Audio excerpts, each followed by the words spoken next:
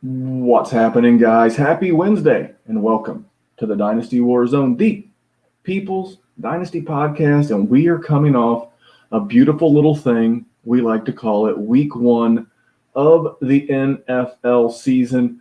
But before we talk about that, let me get you a man who comes from Detroit Rock City. He is the man of the hour and the man with the power. He is Jerry Sinclair. Jerry, what is going on?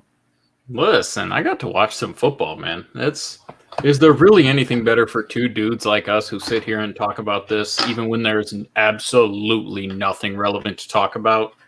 It was fun. I actually got the chance to sit down and watch tons of games. Usually I have to work long hours on Sunday, but without college football this year, I don't have to request Saturdays off, so I got to watch quite a bit. It was a treat.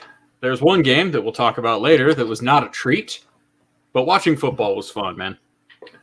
I would agree. So I had to watch I watched Thursday night, obviously. I had to watch the Colts game in full transparency. I had to watch it from my phone in a lawn chair at a Little League doubleheader, because that's what dads do. Yeah. But when I got done, man, it was like outside. It was like 82 degrees. My phone was so hot I could have cooked an egg on the back of it. But hey, that's why you buy the good phone. You don't buy the cheap phones. You buy the phones that last.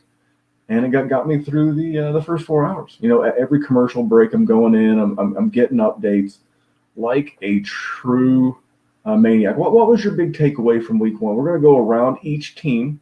Let me rephrase that. We're going to go around each game, and we're going to give you a buy, sell, hold, and then we're going to take one of the three and we're going to expound on it from the week one. We'll probably do this once a quarter, like every four or so games. We'll do this to see if anything's changed a bunch as we move on. But what were some of your big takeaways, Jared? I mean, there was a bunch of the same stuff that you sort of expect to see. I think the biggest takeaway is, I mean, there was some injuries, but some of these rookie running backs are going to be very relevant very quickly. I think we all thought CEH was going to have a good game. Dude came out, Randy, that dude looked awesome. He was fantastic, and he didn't get the targets that we all thought he would, which I think that really bodes for his future even more so, because it's the one thing that, we always live in a world of absolutes where he's the best pass catcher that's coming out of the draft, and that dude came out and he caught 0 passes. So tons of stuff to grow. He got stuffed a little bit. Marlon Mack goes down. You got Jonathan Taylor, your boy.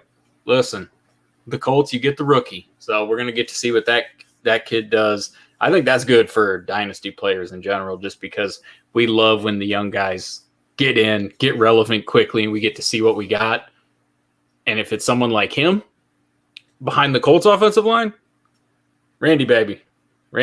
Those are more assets. And the way assets go down in this game that we play, it can be frustrating at times. But when they step up big time like this, excited about it.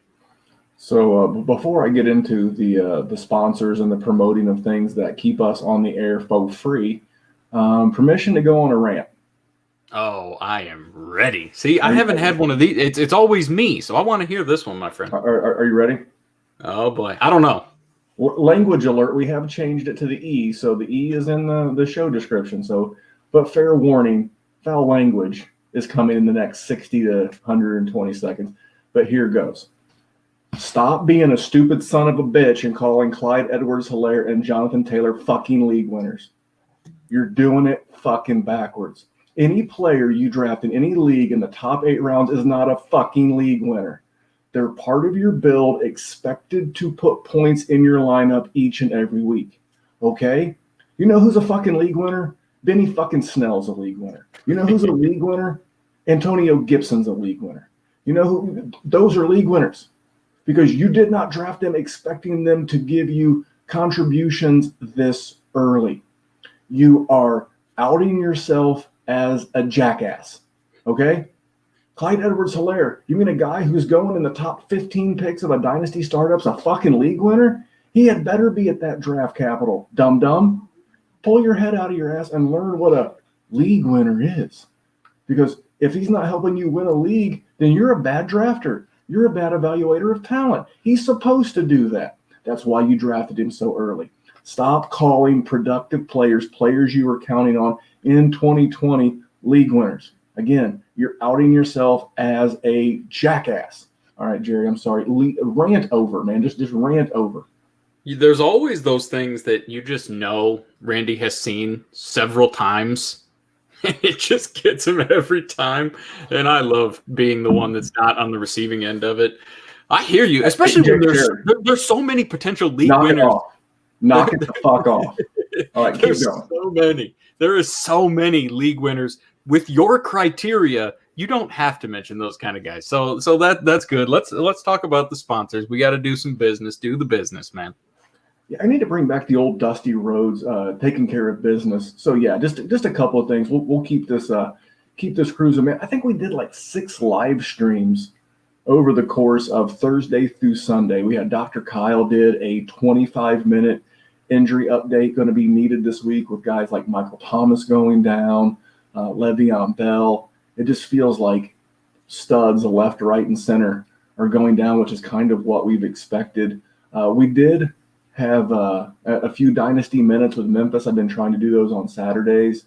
And then tomorrow night, or Thursday morning in your podcast feed, we're going to have the gambling show with myself and Dr. Kyle. Humble brag, I went 4-2-1 over the course of this past weekend. And I'll just say that my futures bets on Baker Mayfield and Joe Burrow under their season projected passing yards total feeling pretty good. And our DFS advice was on point, as well as Dr. Kyle killing it. You may say to yourself, Memphis, I'm not really a gambler, but I'm telling you, this thing is chock full of stuff you want to be part of. Even Jerry, you're not a gambler, but you've been tuning in. You're a fan. I am. I texted you about your Joe Burrow bet because at one point he had like 89 yards. I mean, here's the thing, guys, and this is for all you non-gamblers who may want to get into season-long props next year. We're going to drag you in. It's coming. Legalized app gambling's coming everywhere. Find public players and look for obscene totals because the general public tends to bet overs. They tend to be more optimistic than me. And you can smash unders. Like I smashed Baker under 3,900 passing yards. At the rate he's playing, he may not make it till week 4. They may bring in Case Keenum at some point. This general management group and head coach may say, hey, we have too much talent to lose like that. But this is not a Baker rant. I've already had my one rant for the day. But make sure you're checking out the Fabulous Big Bet live on YouTube Wednesday nights and then in your podcast queue Thursday mornings. YouTube. Subscribe, notifications on. You will not be sorry. You will get so much real-time information that sometimes has to wait several days before we can get it into a podcast. And if you want the best real-time information, just join the Patreon. How much fun has the Patreon been since the season started? I mean, it's just bananas. It's constant trades. I mean, I have it open right now just in case anybody asks anything. So if you're on YouTube, you want me to talk about it, do that. Listen, we say it every week. It's a constant, continuous football talk. You can pop in, you can pop out. You can, if you're a lifer and you're going to stay in the chat all day and it just is something that consumes you, we've got that. If you need to mute it for a little bit because you got to spend some time with the significant other, that's what you got to do.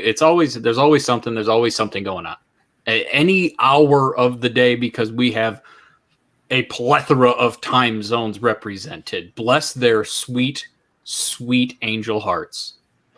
I'll be honest. I ignored almost every other chat because this chat is A, it's very busy, and B, this is the Patreons. But speaking of trades, Jerry, you know what? Nice segue, unintentionally. But if you're looking to get your trade read on this show, Jerry, this is the one way we will do a mini deep dive for a non-patron on their trade. Are you ready? Okay, let's do it. Go to your podcast player, hit pause, leave the show a 5-star. In the comments, you leave your name and the trade that you want Jerry and I to break down. We'll break them down each and every week. If we get so many reviews that Jerry and I have to cut a second trade podcast, I'll do it. We're looking for those reviews. There should be something in it for everybody. We're looking for the 5 stars. You're looking to get your trade evaluated. It'll just take you as long as it would be to send it to me on Twitter or on email. Just hit pause, leave the 5-star, and in the comment section, leave me your trade, leave me how many owners, Superflex, tight end premium, all the deets. And Jerry, we'll hook it up. We'll read it live right here on the show as soon as next week. And if there's one thing that we love doing, Randy, we trade. And it's not talking. I know, not everybody gets a chance to play in leagues with me and you. But for those that do, another pitch for the Patreon. But if you do, you know that we trade an obscene amount. Well, and so it's a passion. I mean, and I'm glad that the season's here because I think we're like 12 leagues in at this point. Devies, redraft, charity, dynasties, superflex. I mean, there's something for all tastes and palates in patreon.com/Dynasty WarZone. And then real quick, again, we talked about the Apple reviews. JC3, you are the new winner of the jersey. TAYJC, the number 3, you are the new winner of the jersey. That was done last week on YouTube. This has been the first podcast since the giveaway. And if you need your jersey, you need to get a hold of me because if not, a couple of weeks, we'll give this thing away again. I've got to get Jernigan to ship this thing to me. This poor guy has held on to this thing for like 6 weeks. He's probably wearing it at this point. Look good on him. Listen, that'll just give it extra character. Oh, you get DK Metcalf's signature and Mike Jernigan's stank. That's a win-win if I ever did hear one. All right, and then let me go real quick through the sponsors that help pay the bills. First of all, thank you to everybody who's been buying your trophies and belts through Trophy Smack. You can do that too. Just head over to TrophySmack.com. Use the promo code DWZRing. You get a free championship ring. Maybe the ring, maybe the trophy stays in the commissioner's house and you put new name placards on it every year. And the champ gets to keep the ring like on their desk at work or on their mantle. I'm always a big fan of belts. It looks great on the mantle, little light over the top of it. Wives and husbands who don't play fantasy football don't tend to love it as much as we do, but that's a them problem, not an us problem. Again, TrophySmack.com and use the promo code DWZRing and get that hooked up. And for those of you that are gamblers, I'll make this one real quick. MyBookie.ag.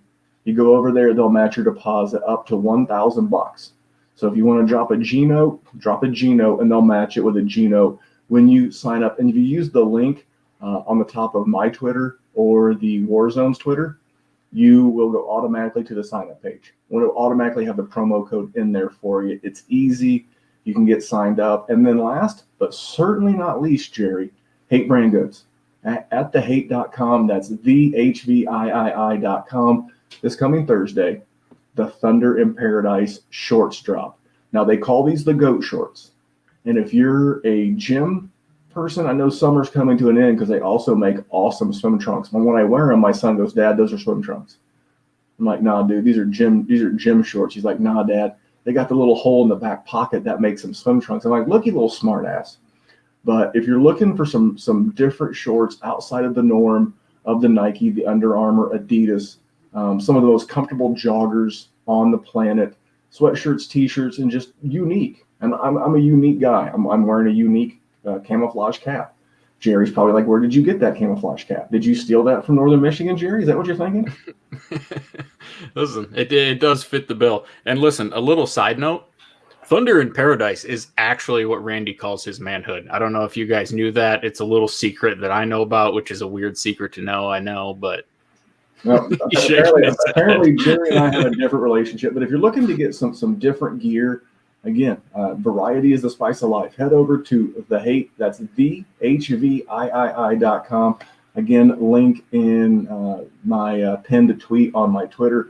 Promo code Memphis at checkout will save you 10%, and you can be dressing in the most stylish of ways. And last thing, it's not ready to promote yet, but DWZ shirts are on the way. Finally, after many a try. Jerry, you ordered a T-shirt though from our friends at the Dynasty Happy Hour through Veridian.com. Yep. Tell them what kind of shirt you ordered today. I actually got 2. So our podcast brothers, the GOAT District, they have a shirt. I had to get one of those, support them. And there is another guy that does a podcast on the Dynasty Happy Hour. It's called The Contractor. So I am going to be rocking that bad boy So I would recommend doing that. That's not an ad. That's not anything like that. That's just me seeing my man's shirt. And I didn't even know about it. You don't even text me. You don't even let me know about it. I saw it on Twitter and I said, well, let me get this right here. Hopefully it has a picture of him smiling with a thumbs up on the back. It doesn't, just so you know, so you can actually buy it. You don't got to look at his mug. But it's nice. It's looking good. I'm excited for it to come in here. And as soon as it does, Randy, if you're going to check out on the YouTube, I promise I'm going to be wearing that bad boy. All right. One more thing before we jump into the Dynasty buy, sells, and hold. Are you ready? Okay. If you're not a gambler, not going to mybookie.ag. If your league's already got some kind of a trophy, like the one I see over your shoulder in the background. If you're not into the gym and you don't want to rock hate brand goods, okay. I am down with all of that, but everyone looks good in a Dynasty Happy Hour contractor T-shirt. It's got the logo, and I'm telling you, save your money. If you're saving your money, you're gonna want one of the Dynasty WarZone T-shirts when they hit Veridian, Veridian, Veridian.com. And the Dynasty WarZone shirts, we got a ton of great logos, courtesy of our man, Matty Big Chest. I think you know which one's my favorite, the old school NWO logo. I love the Top Gun logo, inspired by. Right, yeah. TM Circle C. But we'll throw that on there as well. But Jerry, we've done the promoting, we've done the ranting, we've done the raving. Are you ready to talk about some buys, some sells, and some holds? Listen, the ranting is not done, but I'm absolutely ready to talk this stuff. So here's what we're going to do. We're each going to take 8 games, as that's how many games we're going on this week. And we will probably do this once a quarter. We'll just recap. We'll circle back. We'll say, hey, this is how things have changed. So I drew Houston and KC. My sell on that one is DJ, David Johnson. This guy was the running back 5 last year through the first few weeks, and then ankle injury creeped in. I think he's 28, and it just I don't see this being long. But as long as he's in there, he's going to get volume, and he's going to look great. I would love to unload him. This is the fantasy and dynasty gods giving you one last big sell high window. Take advantage. My hold is Will Fuller. Now I know that's playing with fire, but this man had a tremendous snap share, and hopefully his snap share and hamstrings can hang on. But he is someone that I would be looking to move once you get 2 or 3 more games of this type of a sample. And then my buy is actually Brandon Cooks. I think he's cheap enough, and this is a team that I think is going to be behind. They have a rough schedule. They played KC last week. They've got Baltimore this week. And Brandon Cooks was limited last week going into the game with a quad injury. He only played 53% of the snaps in week 1, and I think that number's bound to go up. Brandon Cooks, when he's not hampered by a concussion, outside of concussions, he's really been pretty healthy throughout his career. This is a guy with a pretty solid track record of fantasy and dynasty success. Now, he could be a cut casualty next year due to his production versus his cost, but that's TBD, and I think you could buy this guy for a second right now. And if you're a contender and need some depth, I think he could be the wide receiver to own there as we get past that midpoint season. Jerry, what do you think about my buys, my sells, my holds before you get into your first game? I think it's pretty good. Brandon Cooks is going to be pretty cheap too. I have been pretty big on him this offseason, thinking that he was really going to step it up. He struggled a little bit, but he's so cheap and the narrative on him is so down that I like that. I'm not ever going to complain about selling off on David Johnson, especially after the entire Twitter world decided that man looked great, which he did. Don't get me wrong. My man looked good, but like you say, he's 28 years old. Are we really betting on that offense succeeding this year? It was rough. You know what that offense looked like it needed, Randy? A wide receiver 1. That's what it looked like they needed. You mean a guy who caught like 14 catches and from like a Make-A-Wish guy there in the desert? It looked like that would have helped a little bit. It was a struggle. Deshaun Watson ran for his life that whole day. You made Laramie Tunsil the highest paid offensive lineman in the league, and it didn't even look like he had people blocking for him. we, as a lot of people, put the boots to Bill O'Brien this off season. But in fairness to Bill O'Brien, how are you going to pay DeAndre Hopkins the money that the Cardinals just paid DeAndre Hopkins with a quarterback soon to be making what Deshaun Watson's going to be making? It was said, obviously hindsight's 2020. Everyone gets smarter when you look back through the rearview mirror. But it was said that they had to trade him to a team with a rookie contract. That was the only way that they were going to be able to make this deal work. I'm not saying that to say that Bill O'Brien couldn't have got more for DeAndre Hopkins, because he certainly should have. But in fairness to him, it seems like we've all been there as dynasty owners and traders, that sometimes your hands get tied. Your league mates know what you're doing, or they listen to the same podcast you do. And, they know what angle you're working. And so at some point, you just got to say, hey, this is the fair value I can get and move on. So that was my first game and first round. Jerry, what was yours? We are going to go with the Bills. Did you want to talk Kansas City in that game, or are we just going to go one team at a time? I'm just going one game. So sometimes it'll be a mixed salad. I think the reason why I didn't pick any Kansas City guys is they're all very pricey. That's fair. We know what Tyreek Hill is. We know what Watkins is. We know what, no one's selling CEH or Mahomes or Tyreek Hill for a discount. You need to be a real contender to go after Kelsey. So I was really trying to give people some attainable targets and some attainable sells right now. Really what I would consider practical dynasty advice. Holy shit, how about that on a dynasty podcast? Actual, productive, useful dynasty advice. Man, get the fuck out of here. All right, Jerry, you're up. No, I'd rather talk about nonsense. Speaking of nonsense, there was a very wise man today that tweeted Le'Veon Bell is a dead dynasty asset. And that man is doing the RVD thumb point right now.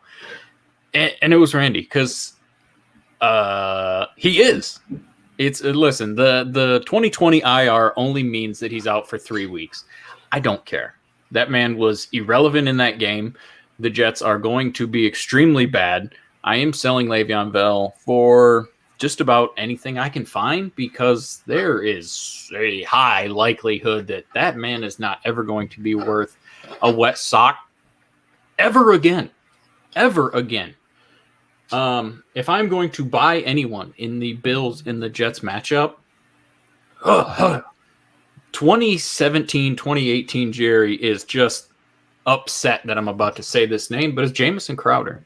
At least at the state we are in now, Denzel Mims is not going to be playing, and this dude came out here and had 17 targets. Sam Darnold barely even looked at anybody else.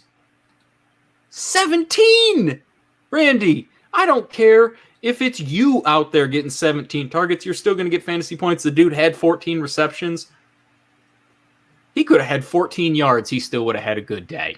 So I'm going to buy that, and I really think that's going to be the guy going forward. He's going to get peppered. It's not going to be a long-term option, but if you're going to be a contender and you can buy into that and you can throw him in your flex, Randy, would you be mad about anyone getting 14 catches? I mean, Jerry, what are the two things I'm always looking for in all dynasty and fantasy and DFS formats? Two things. They both start with V. Keep it clean. It's still somewhat of a family show with foul language. I'm looking for volume. I'm looking for value.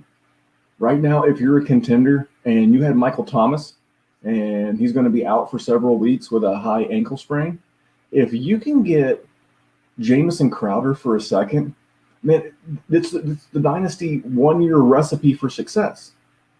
Shit defense, check. Team always going to be behind, check. A quarterback who's going to lean on you, check. Most of us play in full point or half point PPR, check and check. He's the kind of guy, if you're a legit contender who was counting on big things out of Michael Thomas, is Jamison Crowder going to replace what Michael Thomas brought to your lineup? No, I'm not an idiot. But he is going to be a Band-Aid that is going to allow you to get by, whether it's for 3 weeks, 5 weeks, what have you. He is going to be a nice little play. And if I'm a rebuilder, I'm looking to move, man. I'm proactively out there. I'm seeking out people who have, Kenny Galladay, Mike Evans struggled, although it looks like he may be healthy. Michael Thomas, I think your Jamison Crowder rant's a good one. And if I'm going to hold anybody, I'm just going to say Josh Allen because I actually watched that game a little bit. And the thing about having Josh Allen is you don't actually want to watch him play. You just want to see the points at the end of the game because ew. He had the one turnover where he handed it right to the defense, and it was one of the grossest things I've ever seen.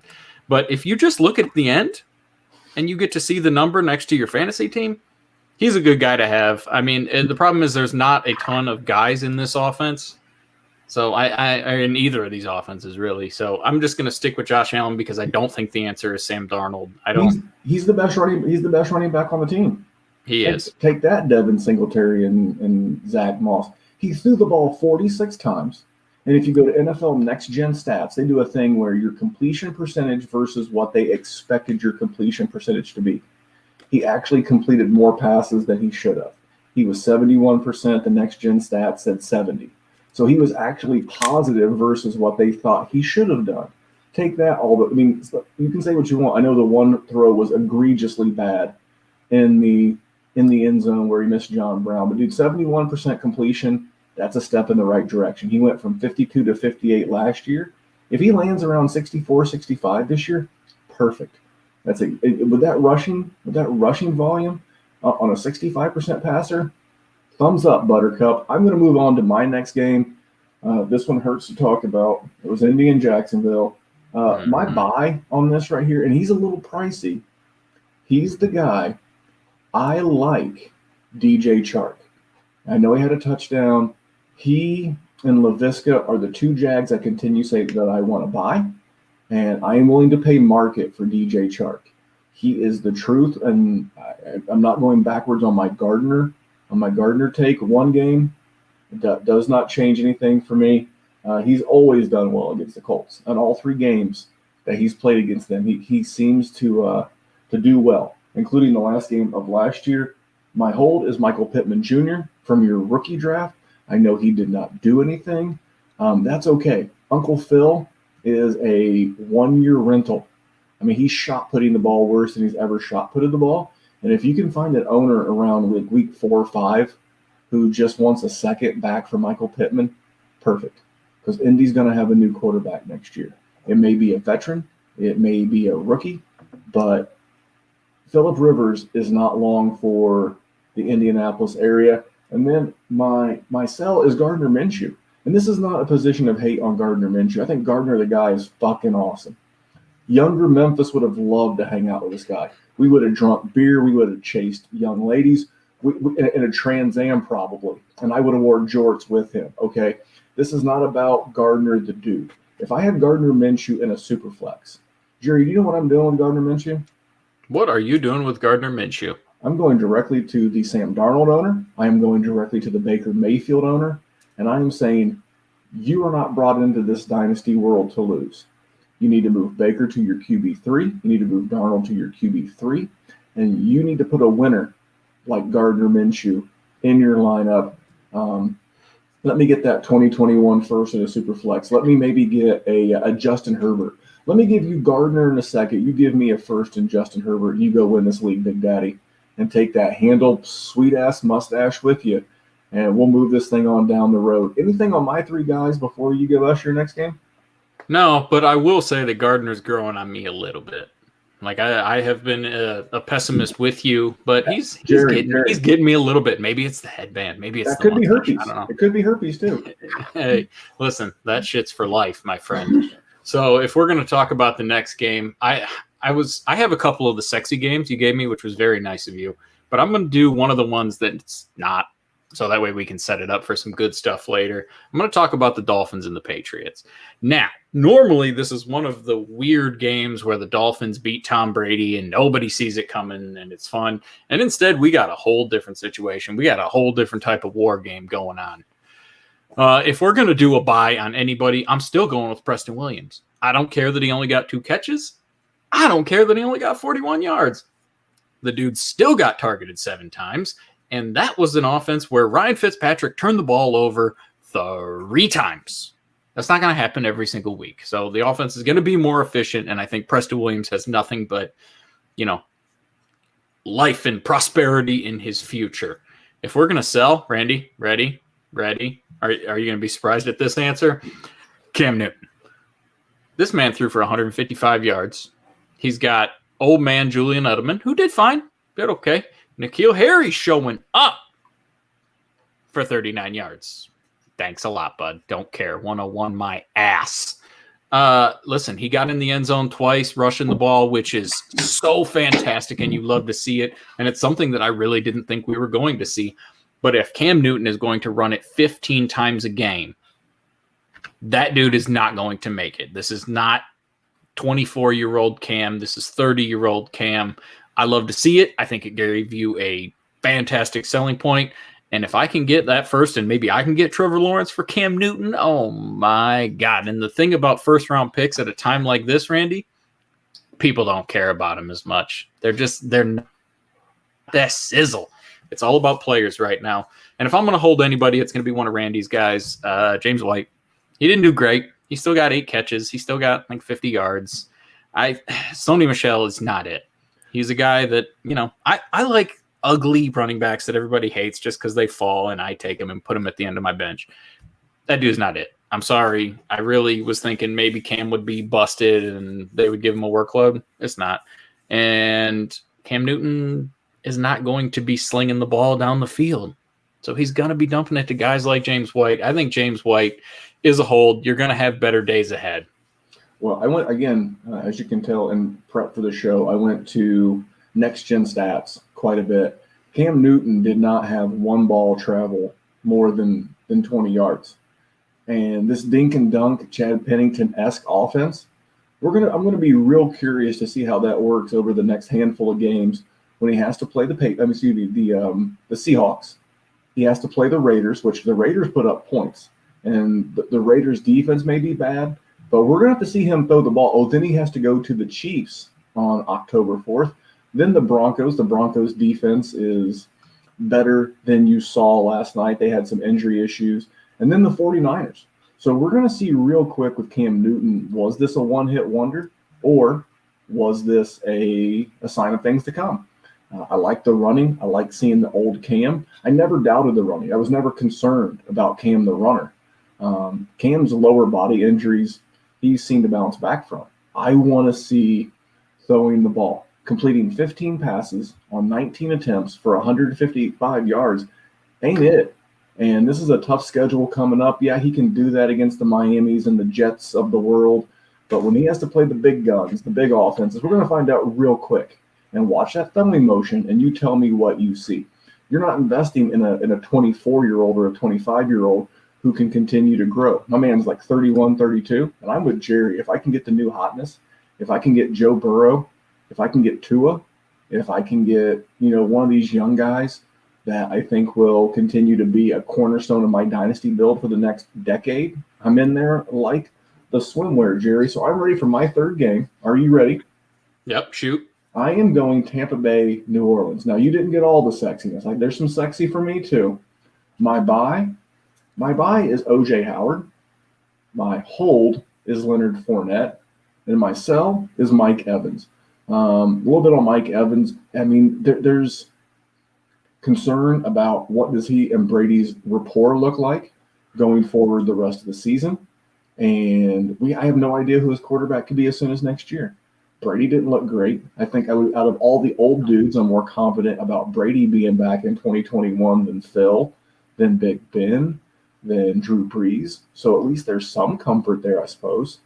And Fournette, he's going to be a free agent. And he may very well wind up being the focal point of an offense. But out of everyone that I was wrong about, or at least to date, was Ronald Jones. Man looked good. He looked explosive. He looked good. He did whiff a couple of times in pass pro. Like one was horrible. Like he was chasing after the guy who was chasing after Tom Brady. That was bad. But O.J. Howard, a lot of people will sell you this BS narrative that Bruce Arians does not use a tight end. Guess what? You know who uses a tight end, Jerry? Who uses a tight end? Tom motherfucking Brady. He loves a good tight end. Gronk. Speaking of shot, holy cow! God, he looked like he had to take a poop and he had to clench his butt cheeks while he was running to the bathroom. Like that. Yeah. That's how that man looked like he was playing. That's certainly bless your heart, get your paycheck, but oh my goodness. Yeah, he's stealing $10 million. Yes. But in fairness to Gronk, he has been out of the game for a year. He did not get any preseason games. And for all the jokes we're making, New Orleans does have a really good team. And there's a lot of continuity coming back on that team. So in all fairness, like right now in a tight end premium league, I think the more the season gets on, the more you're going to see O.J. Howard. And there's going to be this aha moment that people are like, wow, O.J. Howard's really good. And if he's matured and if he's developed as a pro, forget about as a pass catcher or an athlete. He's always been very good in those two regards. But if he takes a step forward as a pro and continues to gel with Tom Brady, you will never be able to buy him cheaper than you are right now in a dynasty. So for me, he's a stone cold buy. Again, in a tight end premium, I'm offering a second. And for me, he's insurance if you did like a dynasty startup and maybe you gambled on a Mike Gesicki and an Ian Thomas or some combination of those younger guys. I'm telling you, man, he would be a nice fit in any tight end room that didn't already include a George Kittle or an Andrews or a that Kelsey type guy. So that was my next game, Jerry. Anything there before you go on to your next one? No, I like that one. And listen, I mean, you could have gotten O.J. Howard for cheaper if you did it, 6 days ago because that dude was left for dead. But no, he looked good. And I'm gonna talk about Rojo for a second because he did look pretty good. I mean, the stats and the yards per carry and everything weren't great. He looked faster. He looked better. I'll give the man some credit. I liked all your calls, though. So if there's going to be one game that I go with, it's going to be one of the Monday night ones right here. And it's going to be the Pittsburgh Steelers and the New York Football Giants. The buy and sell are a package, and I don't think they're going to surprise anybody because guess who we're selling? James Conner, and guess what you're getting? Probably nothing because that dude's value tanked. And I don't mean to say that to be a butthole.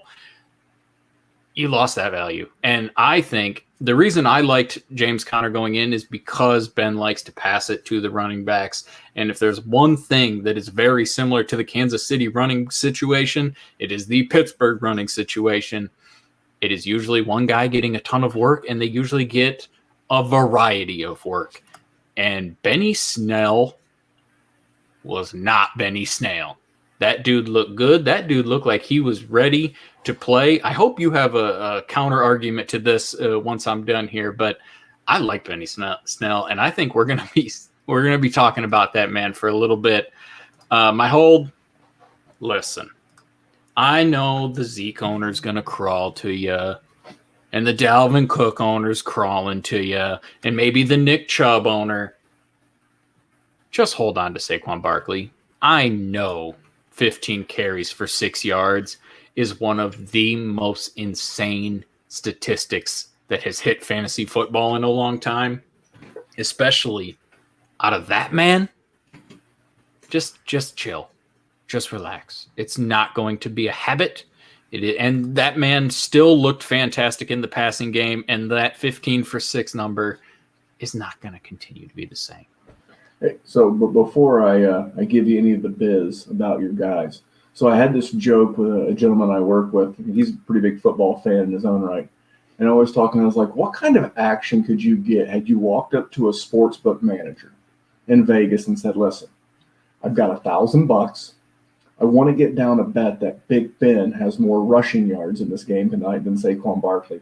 What would you wager against my $1,000? And then he would probably be like, the casino. Can I wager the entire casino against your 1,000? That Big Ben doesn't have more rushing yards. That's how bad it was. But this tells you A, how good the Steelers' defense is, and B, how bad the Giants' offensive line is. So don't freak out. But I will say this: there used to be this discussion, this argument over who is the better running back, Christian McCaffrey, or I started to say CMC, but Christian McCaffrey or Saquon Barkley, guys, currently it's not a conversation. Currently, after what I saw Monday night with that offensive line and this offense in general, it's Christian McCaffrey and it's everybody else. Not to say that Barkley needs to be downgraded, But you need to be concerned. And I'll tell you who else needs to be concerned. My next team in this game, Philadelphia Eagles, Washington Redskins. Holy bejesus, Batman. Now, before I say that, none of my guys are Carson Wentz, but if you have anyone out there slipping and tripping on Carson Wentz, you buy that man. Why? He got no preseason. He missed the last week of practice with his own soft tissue injury. He was on starting linemen's 8 and 9. Okay. Lane Johnson was out. He had a replacement left tackle who was good, but he's old in Peters. Brandon Brooks, the guard, was out. And, Rager was playing hurt. No Alshon Jeffrey. No Miles Sanders. Okay. He's a quarterback. He's not a fucking magician. Just hold your horses, and if you can find anyone slipping and tripping, you go right ahead. But my hold is Antonio Gibson. No, he did not scorch the earth, but I like what I saw. And if you can get someone to come off of him cheap, go ahead. I would be looking to sell Dwayne Haskins. I don't think he's all that. He's fine, but if this team, winds up in the top 10, they're going to have to make decisions about who the quarterback of the future is. If they wind up in the top 10 and they're staring down the barrel of a Trey Lance or a Justin Fields or a Trevor Lawrence, that's going to be a real tough call to make because this current leadership group has no ties to Dwayne Haskins except for the owner. And that's going to be a tough question, but my buy is going to surprise some. My buy is Zach Ertz because even if he does not get a contract, even if that team doesn't re-sign him and he gets cut in the offseason, Jerry, you know what never goes out of style? What never goes out of style? A good pair of shoes. I was going to say fanny packs, but okay. A nice pair of blue jeans and tight ends that can catch the fucking football. If he can't get work in Philadelphia, he's going to get work somewhere. And he could sign in Dallas. They seem to need a tight end. There's a lot of teams. New York Jets. They'll have a ton of cap room. The New England Patriots, they've got like $70 million in cap room next year. There is going to be a team, and gang, before you tell me, look, Memphis, he's old. Guess what? He's younger than Travis Kelce, who you would swing from. Never mind. But my point is that Zach Ertz, whether he stays in Philly or whether he goes somewhere else, he's a smart guy. He's a pro. He's going to wind up on an offense that will continue to produce. And for everyone who took the big swings and misses on guys like Hayden Hurst, like Mike Gesicki, like Ian Thomas, that were chasing that upside, there's still something to be said about having a solid tight end you can rely on. And that's exactly what Zach Ertz is, whether he's wearing Philadelphia green, the red, white, and blue of the Patriots, the blue star. He's going to wind up somewhere, and he's going to be super productive. So buy him now while everyone's on the Dallas Goedert train. Gerald, you're back up. Love it. I am in on all that Ertz talk. You ready who we're going to talk about now? This was the blowout of the week. And if there is any surprise as to who I am selling on the Cleveland Browns, none of you will be shocked because it is the Dynasty QB2 of 2019, ladies and gentlemen, Baker Mayfield. Oh my God, that man looked like diarrhea. And if there was anyone that I know it made smile, it was my co-host sitting across from me right now. Good God. If there is anyone that can feel my pain as a Detroit Lions fan, it is Cleveland Browns fans, and I apologize. And we alluded to it earlier where we mentioned that this man may find the pine soon. It was bad.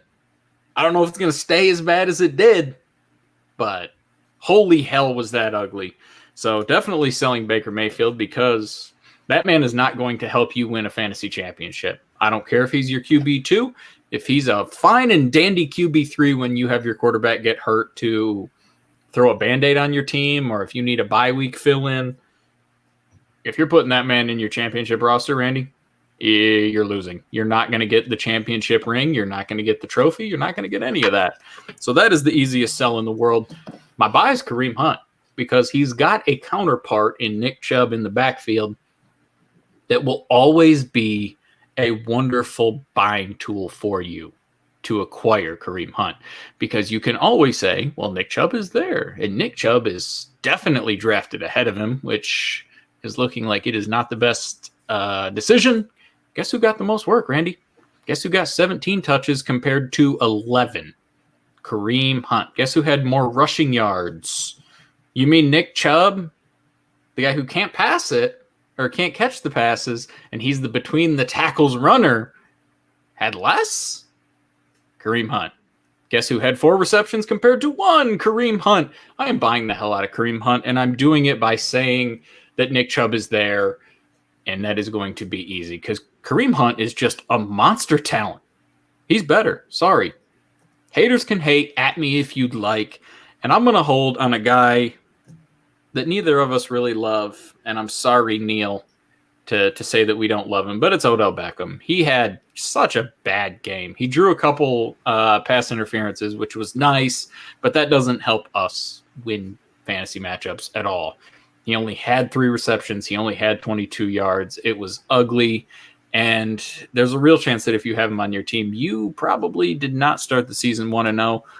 The silver lining is the man still got targeted 10 times. I think better days are ahead. If you have him as a wide receiver 2, I think you're going to be okay. If you're relying on him as a wide receiver 1, you're in trouble. You know you're going to be in trouble. We've been saying you're going to be in trouble. So better days are on the horizon for that man. Not for Baker Mayfield, though. So selling the fuck out of that guy. Goodbye. Sayonara. Peace and hair grease, friend. Well, I will just say this. I posted this tweet, one of my more popular tweets in a while.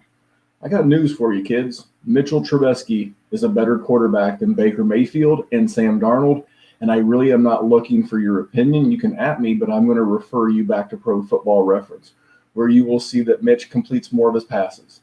Mitch throws more interceptions, and Mitch will put more damn fantasy points in your lineup than Baker Mayfield. Both are QB3s. One of them is a hell of a lot cheaper than the other one. I'm going to go to one of my marquee games, Jerry. I didn't give you all the sexiness. I am going Dallas Cowboys, and I am going Los Angeles Rams. My sell is Amari Cooper. I know he had 10 targets, but he was not doing much until like the last 7 minutes of the game, and then he got peppered because Jalen Ramsey was on Michael Gallup. You do the math. You put one of the best quarterbacks on which receiver, and it was Michael Gallup. If I got to do that math for you, we're in bad shape. My hold is Jared Goff, and my buy is Cooper Kupp. Now, I know everybody's talked about the Bob Woods and everything. Guys, this Rams offense is going to be very game dependent from week to week to week. I don't think Dallas at any point led in that game. I think the Rams scored first and kept the lead throughout the game. And I will just say this, Jerry, do you know where the Rams ranked in passing touchdowns last year? Not in passing touchdowns. I do not know. They were 19th in passing touchdowns last year with 22. But they were 5th in rushing touchdowns with 20. Okay? Now, they were 4th in passing yards and 3rd in passing attempts. This really also ties to Goff and Cooper, but there are going to be games where they have to pass the ball. And there's plenty to go around. And like this coming weekend's a great example. They're playing Philadelphia. Guess who I think big play Darius Slay is going to be on all game? Who is that? Probably Bob Woods, which means guys like Tyler. Last week was a Bob Woods game. This week will probably be a Cooper Kupp and Tyler Higbee game. They're going to be matchup dependent, but I still think there's more than enough. I think Cooper Kupp still had like 5 catches for 40 yards. It wasn't like a complete stinker. It wasn't the best ever. But yeah, I'm holding Goff. He's a great QB2, a guy with QB2 price tags that will easily give you QB1 weeks. And last year, in spite of his only 22 touchdowns, he was still the QB13 last year. Solid guy. And at some point, the ratio of pass to rushing touchdowns won't be quite as 50-50 as it is now. And it'll balance. So Cooper Kupp and even Goff to a degree are buy, but I'm calling Goff my hold. What about you, Gerald? We have hit it. There was always one game you were going to give me. and it was the Chicago Bears and the Detroit Lions, Randy. I woke up Sunday morning like a child on Christmas. I woke up, I opened the door, and I scurried down the stairs as fast as my feet could move so I could get down to the point where I didn't quite fall, but I was close. And I got down, and I opened up my stocking, and I looked, and the Detroit Lions left me a steaming fucking turd that they just love to leave me every single year. That was an embarrassment, and that was horrible, but we're here for Dynasty Talk. I just had to get that out because a lot of people watch the Detroit Lions choke on applesauce, and I will let you know it is fucking hard to choke on applesauce, but they find a way to do it every time. But I'm actually going to do 2 buys because I'm a cheater, and I'm ranting, and you're not going to stop me in a Lions rant. One is DeAndre Swift because he only got 6 touches. And I know Adrian Peterson got the look, and Adrian Peterson is going to continue to get the looks, which is why I'm going to buy DeAndre Swift. He dropped the pass that would have won the Detroit Lions the game, and I know it was on Red Zone, so I know a lot of people saw it. A lot of people were tweeting about it, so I know it was out there, and it was not just the Detroit and Chicago markets that watched elite rookie DeAndre Swift drop that touchdown.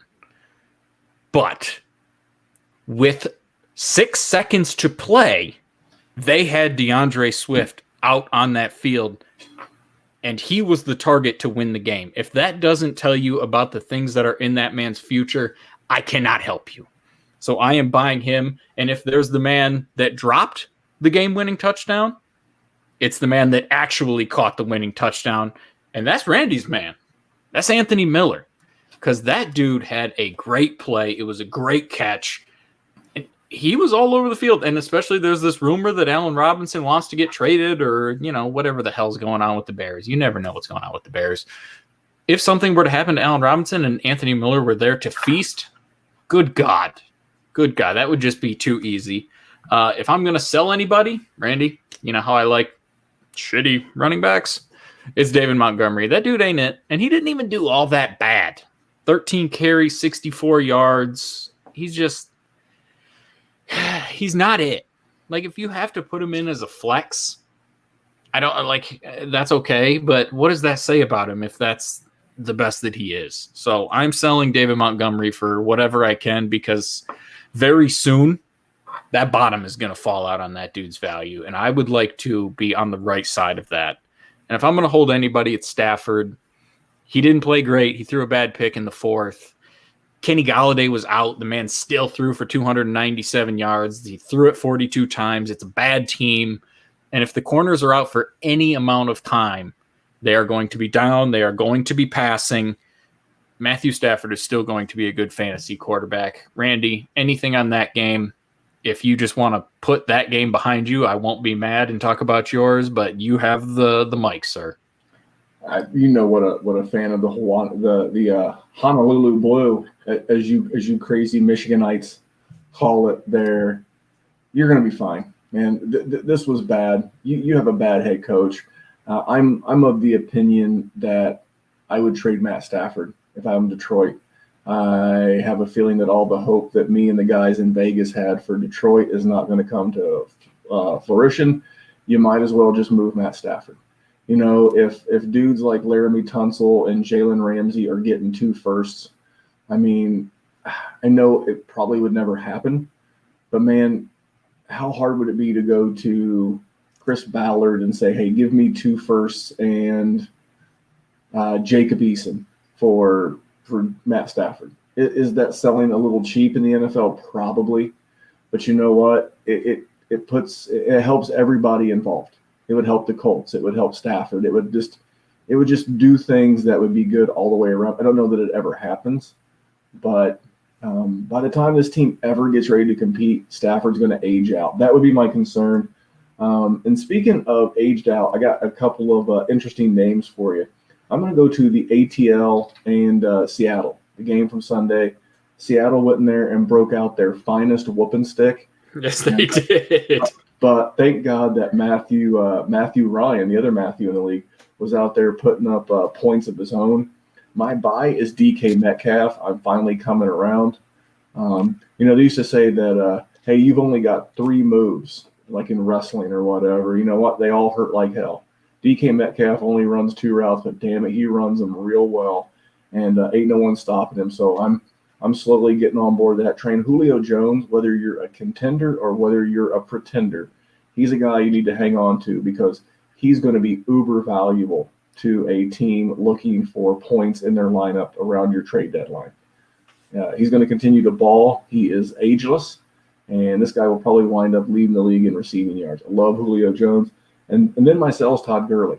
And if you can find an owner who's just box score surfing and sees the roughly 14 PPR points he puts up, there's your pigeon. I mean target.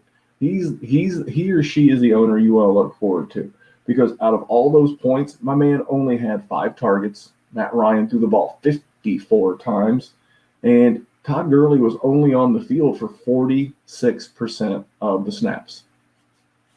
That's no bueno.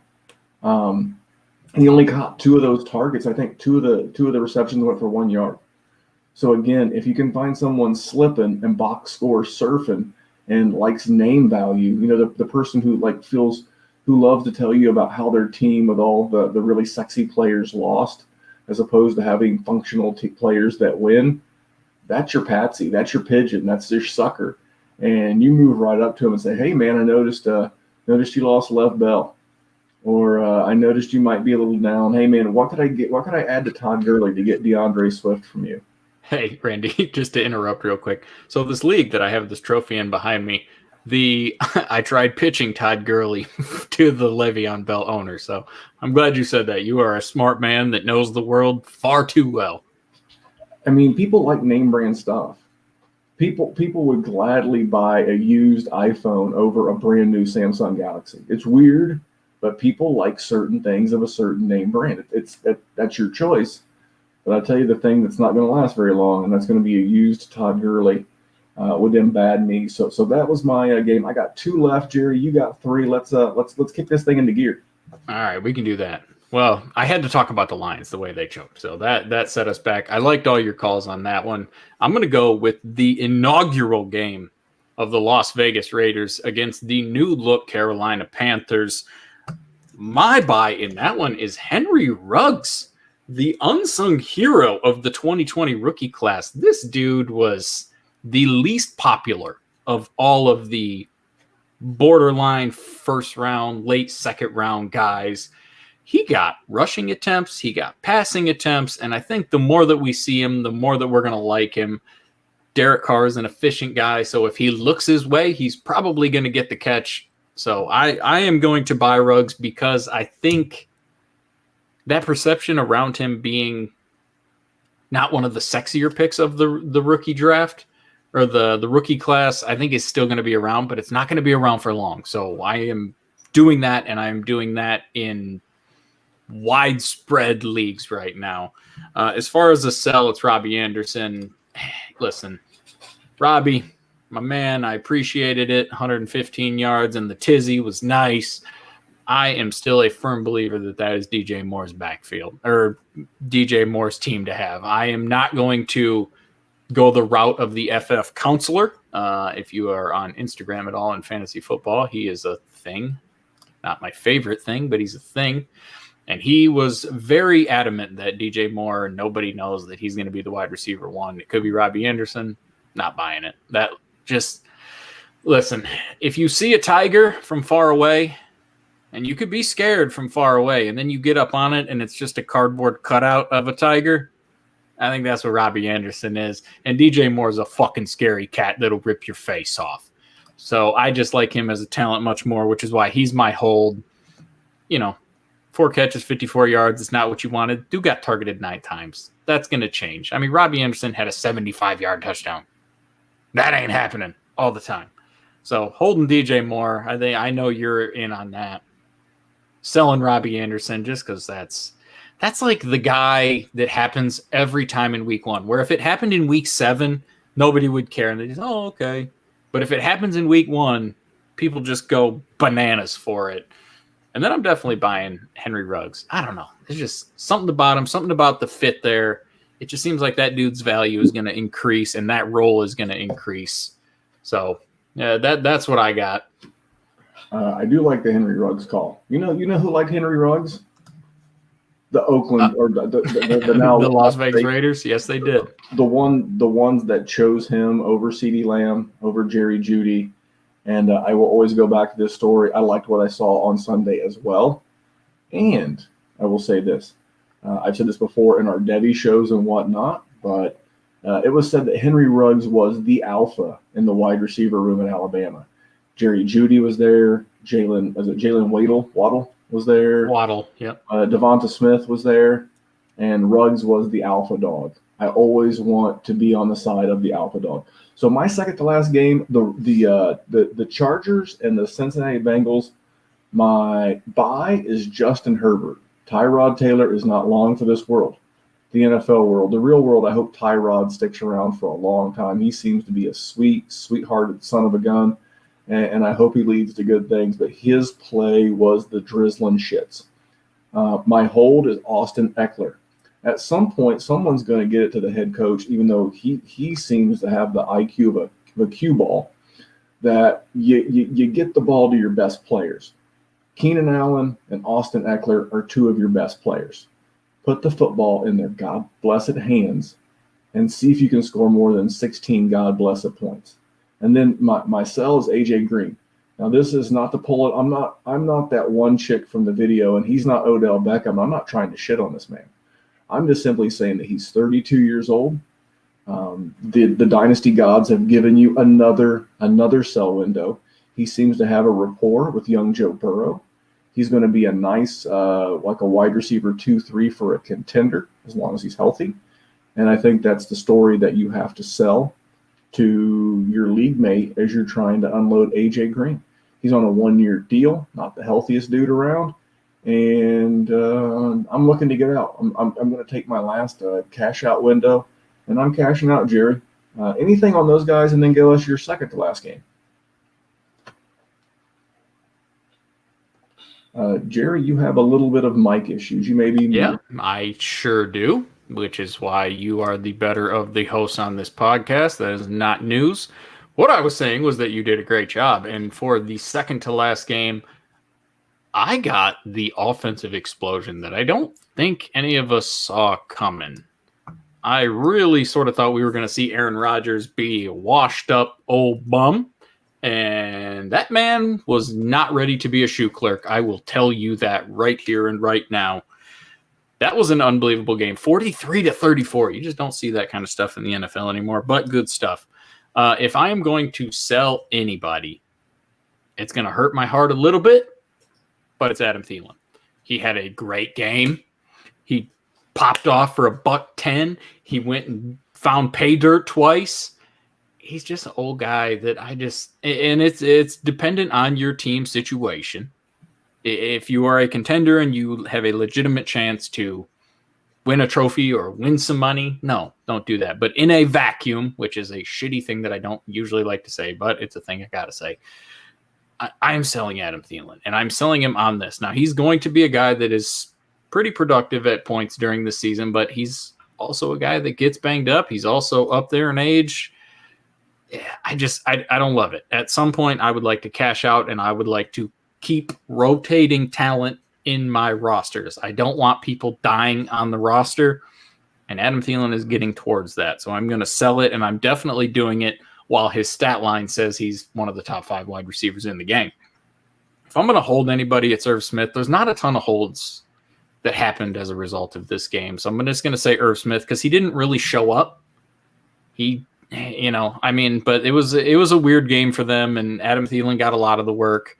If I'm buying anybody, it's Olabisi Johnson. He didn't get all the work that we wanted to see, but he was still productive with what he did, and he was able to catch the ball down the field too. I mean, he had a 29-yard catch. He popped off for over 50. Nothing great. There was not a ton of holds in this. There would be a lot of sells, and if I was going to talk about selling another one, you know what it is, Randy? The other old guy, Aaron Rodgers, because that dude I think he threw for 4 touchdowns twice last year. I think he threw for over 350 yards twice last year. It is not a habit. It is not something that I would expect to see. There is not going to be many situations where Devontae Adams catches 14 passes for 156 yards and 2 touchdowns. The man is a bona fide freak, superhuman cyborg. I mean, that kind of stuff isn't going to happen every single week. Aaron Rodgers is going to come back down to earth, and he's 39 years old or however the hell old he is.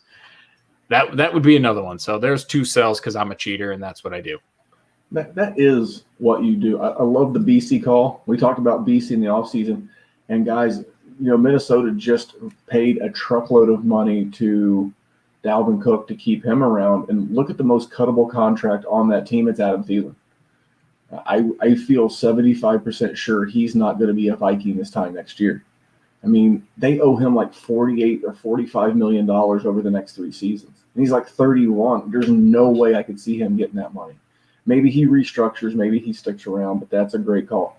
My last game, Jerry, is going to be the second of the Monday night games, Denver and Tennessee. My bye is Cortland Sutton. My hold is Corey Davis, and my sell is Melvin Gordon. I don't think Melvin Gordon looked that good. His fumbling issues from last year continue to look like they're not going anywhere. The only upside for Melvin Gordon is that it looked like a toe injury for Phillip Lindsay. There might even be a Royce Freeman start citing. Sutton I like because out of sight, out of mind. People tend to give you a discount on injured players, even in Dynasty. But I want to talk about Corey Davis. And if I had like some sappy, music to play in the background, I would, dub this in. But this one goes out to my good friends Nick Whalen and Izzy Alcafas. Look, fellas, I know you love this man. I know that you're not the only 2 guys and Dynasty owners out there that love this man. But it was 1 game. And it looked to me, and I was the sucker, I was the sap with both a job and the will to stay up real late to watch this entire game. It certainly looked to me like Vic Fangio's number 1 priority was stopping Derrick Henry. It sure looked like Vic Fangio's number 2 decision was to stop A.J. Brown. Then it looked like some combination of whatever was left. A.J. Boye got hurt, and it looked like a couple of young rookie cornerbacks were chasing this man all over the field. But it's games like this that give people hope. And Jerry, you know what hope does? What does hope do? It floats like poop. and I have been this is some of the secrets we've been sharing in the Patreon since like April, May. Corey Davis is the perfect guy to hold, because all you have to do is go to Twitter, search back around last night, or I guess this would be Monday night if you're not watching live on YouTube, and you will see the Corey Davis stands come out of the woodwork like cockroaches when the lights come on. And this is a man whose 5th-year option was not picked up. He's going to go to a different team. No matter where he goes, there are very few spots where this guy could wind up where his value is not going to go bananas. Corey Davis is a stone cold hold for me. You might be able to flex him into a lineup. He might be able to fill a bye week here or there. That's not why you're holding Corey Davis. Your big cash out moment is in April of 2021, where he winds up on a new team and someone convinces themselves that he's Allen Robinson part Ducks, or so many good things are going to happen for this man. That's your cash out window. If you sell today, you are leaving value on the table, and that is the worst mistake you can make in Dynasty fantasy football. If Monday night's game did not prove anything to you, is that this guy's value will only go up when his situation improves. That is your sell window. He is the ultimate hold in Dynasty fantasy football. Jerry, last game, kid. For one, I like the long game on Corey Davis. That's always next level stuff out of you. But my last game is the Arizona Cardinals and the defending NFC champion San Francisco 49ers. My hold is going to be Raheem Mostert, because if there is anyone that is set up for me to say that I want to sell them, it's Raheem Mostert. But I don't know if I'm ready to say that, because the man showed me that he's going to be the guy. He got 15 carries, just carries. The next highest was Tevin Coleman, who had 4. Jerick McKinnon had 3. None of them really did anything. And Raheem Mostert was efficient with them. And then he also led the San Francisco 49ers in receptions and in receiving yards. Now, one of them was a 76-yard play, but the dude was good. The dude got the work. I don't love his situation, and guys that come out of nowhere with no capital and have potentially crowded backfields are usually something that I would definitely just snap sell. And he's a little older, but for some reason, I really think this is going to last. If I'm going to sell it, it's not going to be anytime soon. It's going to be at some point in the season probably, but not yet, because I think he's going to continue to be efficient. There will be a time to use the long game reference with this guy. At some point, you are going to know when to sell Raheem Mostert, and I am going to let you know because I'm going to want to sell him. If I am going to sell people, I got 2 of them. And I'm not going to go crazy long on Kenyon Drake because I don't have to go long on Kenyon Drake because I've said it a shitload. Listen, that dude got bailed the F out because DeAndre Hopkins' touchdown got called back and they put it on the 1-yard line and he got a 1-yard touchdown. Other than that, Chase Edmonds was more efficient. Chase Edmonds also scored, and Chase Edmonds was better, more efficient, and more productive in the passing game. And honestly, he was a better runner. And he showed that he could get more yards. Kenyon Drake, 16 carries long of 11.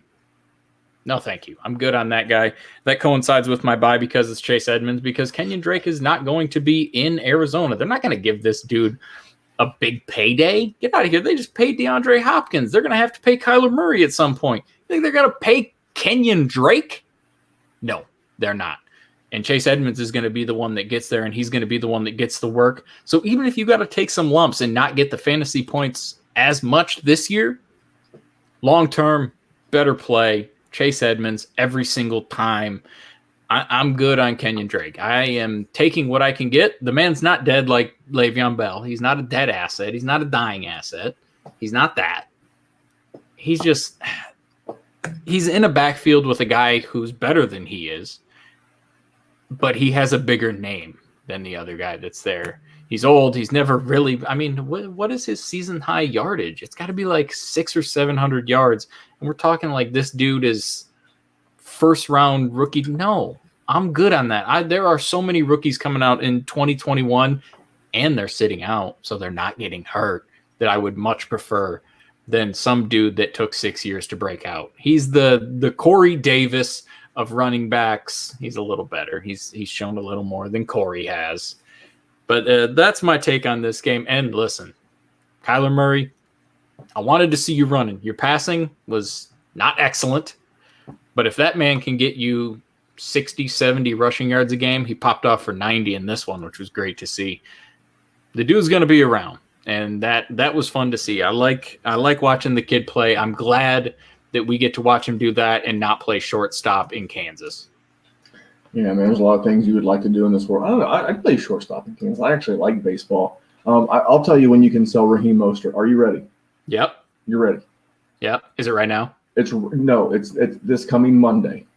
Monday, what is that? That would be like Monday the 21st. After he is like Hulkamania in the 80s and he's running wild on the streets of New York as he's running left, right, and center all over the New York Jets. I mean, the guy hit like the highest top speed in the NFL in 3 years, like 22.6 miles an hour. After he gets done bludgeoning a horrible team, by the way, from a redraft standpoint, you can't play George Kittle this week. Even if he suits up, find a different option. They're going to beat the brakes off this team, and they're going to bench him early. They're going to limit his snaps. They just made a huge financial investment in this guy. They're not going to get George Kittle destroyed in a game against the effing New York Jets. So I think I like Jerry's Raheem Mostert sell. The running back position is going to continue to see players get injured. It always does.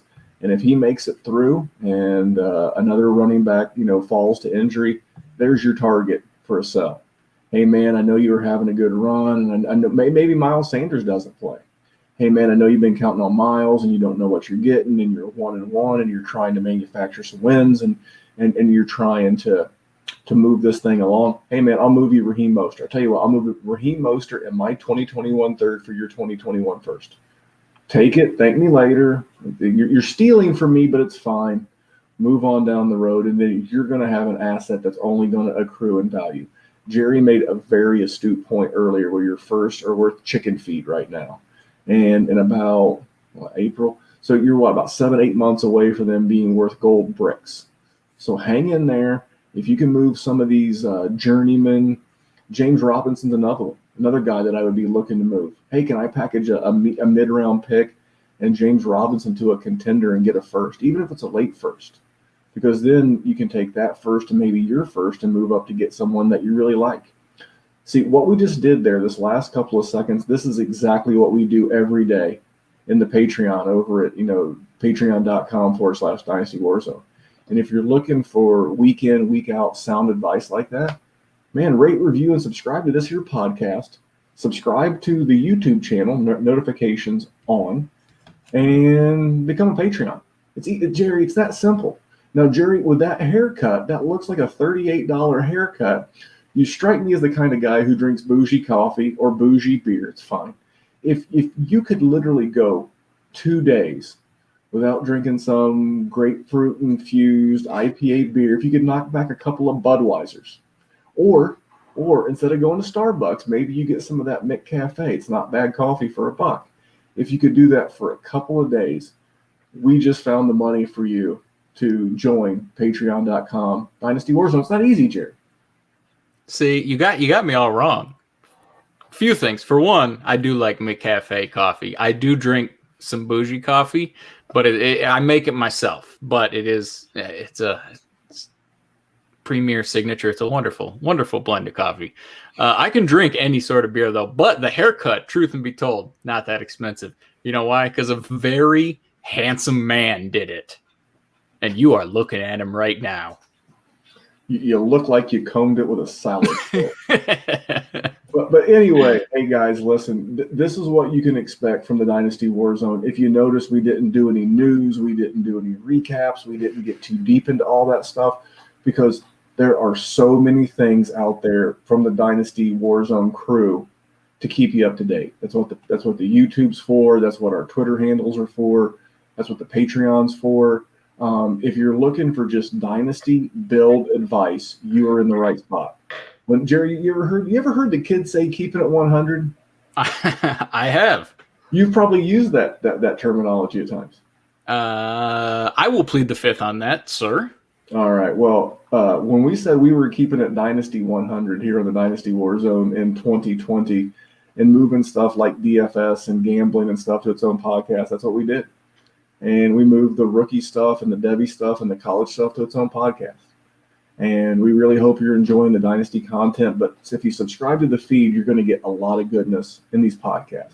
So stick with us. Support our sponsors, mybookie.ag, trophysmack.com, promo code DWZRing, and Hate Brain Goods, promo code Memphis. That's the HVIII.com. All of our links and places to support us are on my Twitter feed, the show's Twitter feed, as the pinned tweets. Jerry, anything before we rock out?